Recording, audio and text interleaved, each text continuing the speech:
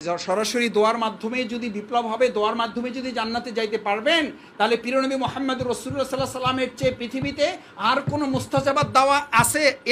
আসবে? সেই মুস্তাজাবাত দাওয়া যদি তার দোয়ার মাধ্যমে তিনি যুদ্ধ করা ছাড়া বিপ্লব করতে না পারেন,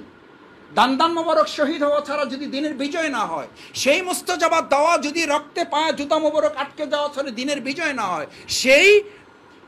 রাসূল সাল্লাল্লাহু আলাইহি ওয়াসাল্লাম মুস্তাজাবাত দাওয়া যদি ২৭টা যুদ্ধের নেতৃত্বে দেওয়া ছাড়া যদি ইসলামের বিজয় না হয়, সেই মুস্তাজাবাত দাওয়া যিনি তায়েফের ময়দানে রক্তাক্ত হয়ে পড়ে থাকা ছাড়া দিনের বিজয় না হয়, সেই মুস্তাজাবাত দাওয়া যিনি ৫৫ বছর বয়সে ৭০ কিলোমিটার পথ পাড়ি দিয়ে হেঁটে পায়ে যুদ্ধ করা ছাড়া বিজয় না হয়, আজকে বাংলাদেশে কোন পীরের দোয়ায় এই দেশে ইসলামে বিজয় হয়ে যাবে? আমাদের প্রতিবেশী রাষ্ট্র এটা স্বীকার করে, আমাদের গোটা আন্তর্জাতিক বিশ্ব বাংলাদেশের ব্যাপারে স্বীকৃতি দেয় যে বাংলাদেশের গুড গভর্নেন্স বলে যদি কিছু থাকে এবং ভবিষ্যৎ